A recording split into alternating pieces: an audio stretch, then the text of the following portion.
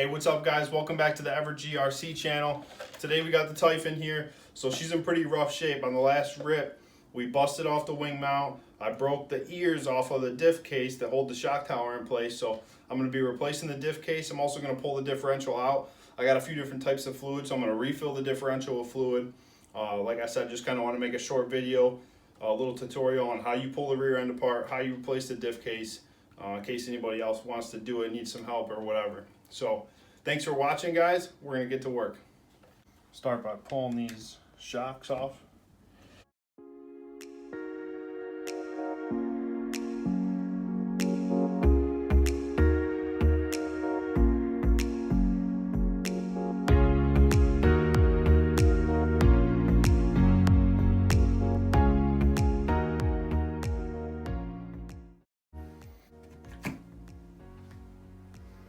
Alright guys, so there's the actual differential itself. One thing you got to keep in mind is the shim that goes on the driver's side. So just make sure you don't lose that.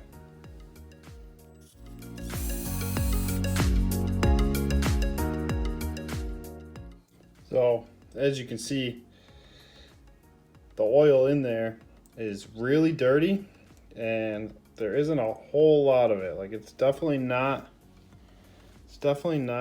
filled all the way up like it should be. So I don't know if it's leaking or from the factory, if it wasn't really filled up that much, but I'm gonna drain it out and then I'm gonna put some new fluid in it.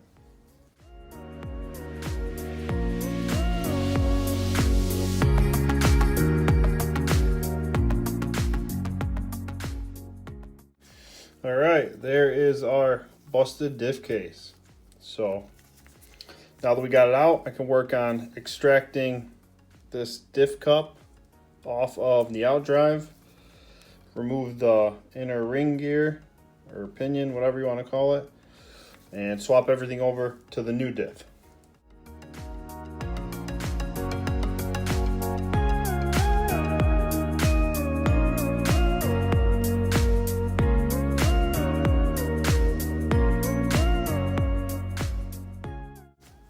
Always use Loctite.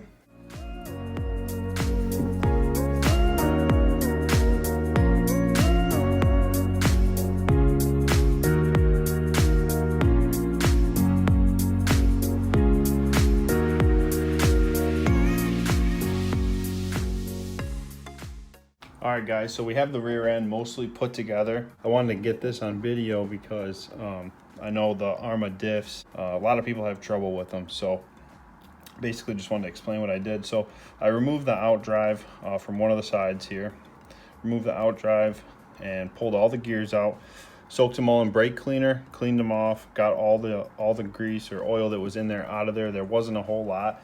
Doesn't look like it was filled all the way up. So I'm gonna go with some of this 50 weight fluid and fill it up. I just wanted to get on video putting it back together. So after you put the outdrive in, there's this little tiny O-ring that goes around the outdrive. Then next is this shim. Very, very small shim, but very crucial, so don't forget it.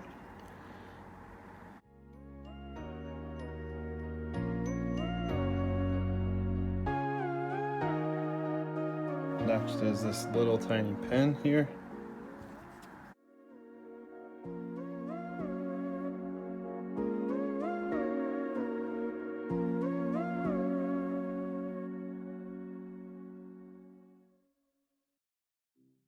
Then this planetary gear goes in next. You can see how it sits over that pin.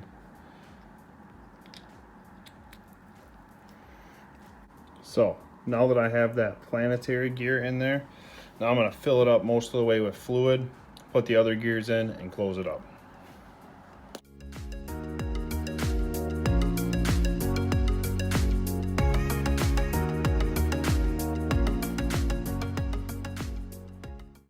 Also, I wanted to show you guys the way this thing goes together. All these gears, these spider gears inside of there. So there's this shaft, cross shaft, that has 2 spider gears on it, and then this washer tiny little shim goes on there next, and then this retainer with the holes, the grooves facing outward. And you have two of these complete assemblies. So if you see that keyway there, there's another one in the other piece as well, so they kind of have to overlap each other.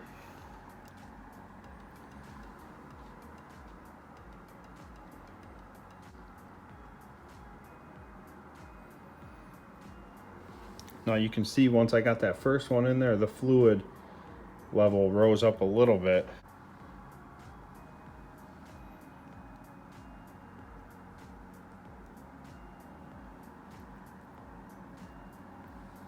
Now that I got them both in there, you can see where the fluid level is, and then I'm just going to top it off.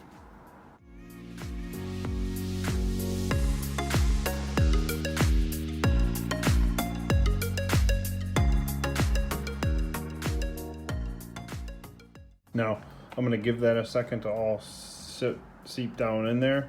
Might top it off a little bit more before I put the gasket on and close it up. Alright guys, it looks like it leveled off pretty well. There's a good level of fluid in there, so I'm going to throw this gasket on and tighten it down.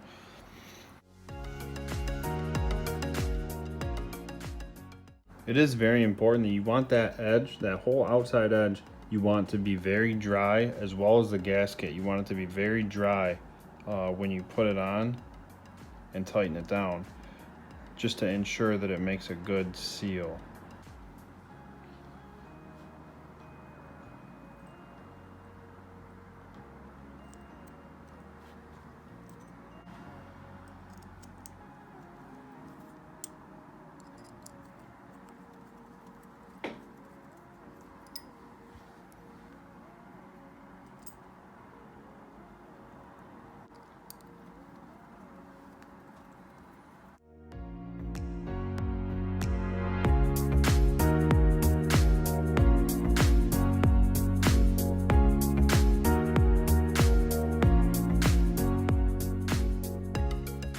All right, and there's the finished product.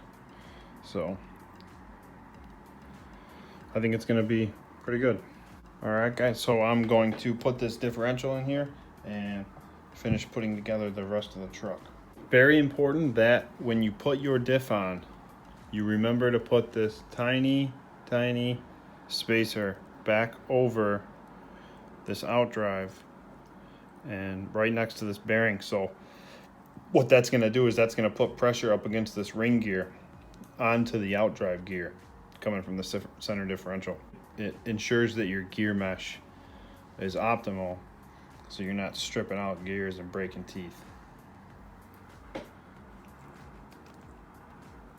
So it took me a couple tries to get it in there, but as you can see, I do have that gasket, or that spacer, right on the outside of that bearing up against the diff case, which is meshing the gears closer together.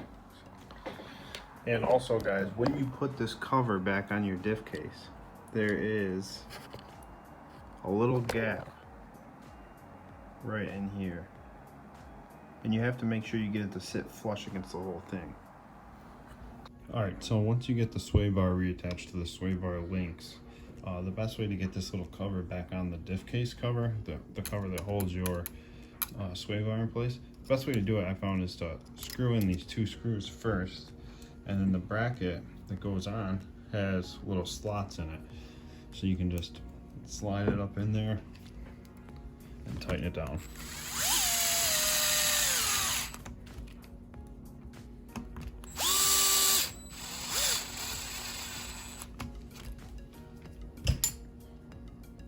Now all I have to do is reattach the shocks and put in both of the drive shafts. The reason I didn't do it while I was putting in the differential was it was too hard to get that diff to slide in with the shim and both the drive shafts and the drive cups. Almost impossible. So I figured I would just wait until I get everything back in place. Then I can drop the wheels down by removing the sway bar links. So now that I have both the shocks back on the shock tower, I'm going to drop the wheels down and put the drive shafts back in. To do that, I'm just going to hold this screw with my screwdriver and this little hex tool I have. It's going to go on the nut back there, and we'll just pull that sway bar link off, back off I should say, and then what that's going to do is drop the wheel down and allow us to get this drive shaft back into the diff cup where it belongs.